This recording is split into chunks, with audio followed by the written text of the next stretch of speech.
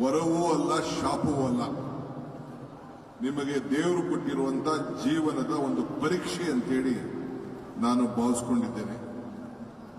ಅದಕ್ಕೆ ನಿಮ್ಮನ್ನ ನಮ್ಮ ಮಂತ್ರಿಗಳು ದೇವರ ಮಕ್ಕಳು ಅಂತ ಹೇಳಿ ಲಕ್ಷ್ಮೀ ಹೆಬ್ಬಾಳ್ಕರ್ ಅವರು ಕರೆದದನ್ನು ನಾನು ಗಮನಿಸಿದ್ದೇನೆ. ನಿಮ್ಮೆಲ್ಲರೂ ಕೂಡ ಗಣಪತಿಯೇ ಸ್ಫೂರ್ತಿ. ಆನೆ ತಲೆ, ಒಂದು ದಂತ ಮುರಿದ ಜೊಳ್ಳೆ ಹೊಟ್ಟೆ, ಎಲ್ಲದಕ್ಕೂ ಕೂಡ ವಿಘ್ನವನ್ನ ನಿವಾರಣೆ ಮಾಡಂತ ನಾಯಕ ವಿನಾಯಕ. ಆದ್ರಿಂದ ನಿಮ್ ಕೈಲಿ ಏನು ಸಾಧ್ಯ ಇಲ್ಲ ಅನ್ನೋದನ್ನ ಯಾರು ತಲೆಯಲ್ಲಿ ಇಟ್ಕೊಳಕ್ ಹೋಗ್ಬೇಡಿ. ನಿಮ್ ಕೈಲಿ ಎಲ್ಲ ಸಾಧನೆಗಳ ಮಾಡಲಿಕ್ಕೆ ಶಕ್ತಿ ಇದೆ. ನೀವು ದೇವರು ಕೊಟ್ಟಂತ ಈ ಒಂದು ಅವಕಾಶದಲ್ಲಿ ತಪ್ಪೋ ಕೆಟ್ಟೋ ನಿಮ್ಮ ಸಾಧನೆಗಳಲ್ಲಿ ಯಾವುದಕ್ಕೂ ಕೂಡ ಹಿಂದೆ ಹೋಗಬಾರದು. ಆತ್ಮವಲ್ಲ ಹೆಚ್ಚಲಿ ಅಂತೇಳಿ ನಿಮ್ಮಲ್ಲಿ ನಾನು ಪ್ರಾರ್ಥನೆ ಮಾಡಲಿಕ್ಕೆ ನಾನು ಇವತ್ತಿಗೆ ಬಂದಿದ್ದೇನೆ. ಇವತ್ತು ಹಿರಿಯರ ಇತಿಹಾಸ ನಾವು ತೆಗೆದುಕೊಂಡಿದ್ದೇವೆ.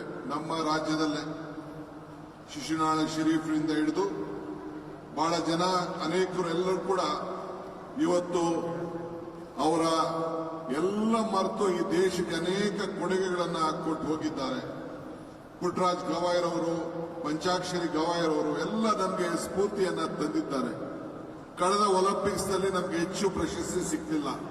ಆದರೆ ಪ್ಯಾರಾಒಲಿಂಪಿಕ್ ನಲ್ಲಿ ನಮ್ಮ ಭಾರತಕ್ಕೆ 21 ಪ್ರಶಸ್ತಿಯನ್ನ ಸಿಕ್ಕಿದ್ದನ್ನ ನಾವು ಯಾರು ಕೂಡ ಇತಿಹಾಸವನ್ನ ತೆಗೆಲಿಕ್ಕೆ ಆಗ್ಲಿಕ್ಕೆ ಸಾಧ್ಯ ಇಲ್ಲ. ಅಂಬೇಡ್ಕರ್ ಹೇಳ್ತಾರೆ, ಇತಿಹಾಸ ಮರ್ತವನು ಇತಿಹಾಸ ಸೃಷ್ಟಿ ಮಾಡ್ಲಿಕ್ಕೆ ಸಾಧ್ಯ ಇಲ್ಲ ಅಂತೇಳಿ. ಹಂಗೆ ನೀವು ಇತಿಹಾಸ ಪುಟದಲ್ಲಿ ಇದ್ದೇನೆ. ಅನೇಕ ಸ್ನೇಹಿತರುಗಳು ನಾನು ಗಮನಿಸಿದ್ದೇನೆ. ನಮ್ಮಲ್ಲೂ ಕೂಡ IAS ಆಫೀಸರ್ ಆಗಿ ಬಹಳ ಉತ್ತಮ ಕೆಲಸ ಮಾಡ್ತಾ ಇದ್ದಾರೆ. ಒಂದು ಹೆಣ್ಮಗಳು ಮಂಡ್ಯ DC ಇದ್ರು, ಈಗೆಲ್ಲ ಬೇರೆ ಕಡೆ ಯಾವುದೋ ಇಲಾಖೆಯಲ್ಲಿ ಇದ್ದಾರೆ. ಈಗ ಪ್ಯಾರಾ ಒಲಿಂಪಿಕ್ಸ್ ನಲ್ಲೂ ಕೂಡ ಒಬ್ರು ನಮ್ಮ ಕರ್ನಾಟಕ ರಾಜ್ಯದವರೇ ಪ್ಯಾರಾ ಒಲಿಂಪಿಕ್ಸ್ ನಲ್ಲಿ ಪ್ರಶಸ್ತಿಯನ್ನು ಪಡ್ಕೊಂಡದ್ದು ಕೂಡ ನಾವು ಮಾಡಿಕೊಂಡಿದ್ದೇವೆ. ಈ ಚಿತ್ರಕಲೆ, ಸಾಹಿತ್ಯ, ಸಂಸ್ಕೃತಿ ಎಲ್ಲದರಲ್ಲೂ ಕೂಡ ತಾವು ಬಹಳ ಮುಂದಿರುವುದನ್ನು ನಾವೆಲ್ಲ ಗಮನಿಸಿದ್ದೇವೆ.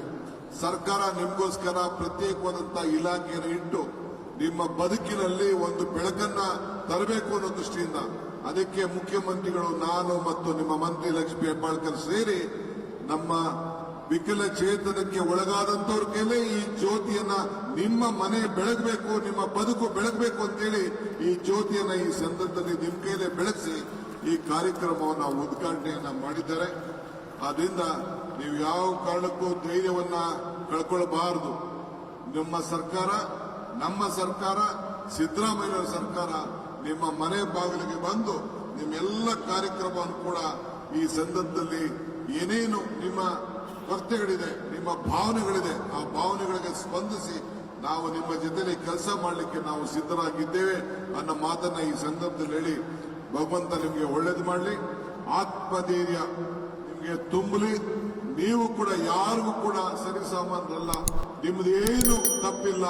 ಭಗವಂತನ ಸೃಷ್ಟಿ ಇವತ್ತು ನಿಮಗೊಂದು ದೊಡ್ಡ ಸವಾಲಾಗಿ ನೀವು ಸ್ವೀಕಾರವನ್ನು ಮಾಡಿ ಸಮಾಜದಲ್ಲಿ ನಿಮ್ಮ ಕೈಲೂ ಕೂಡ ಎಲ್ಲ ಸಾಧನೆಗಳನ್ನು ಮಾಡಲಿಕ್ಕೆ ಶಕ್ತಿ ಇದೆ ಅಂತ ತೋರಿಸುವಂತ ಧೈರ್ಯ ನಿಮಗೆ ಬರಲಿ ಅಂತೇಳಿ ಭಗವಂತನಲ್ಲಿ ಪ್ರಾರ್ಥನೆ ಮಾಡಿ ನಿಮ್ಮೆಲ್ಲರೂ ಕೂಡ ಶುಭ ಹಾರೈಸಿ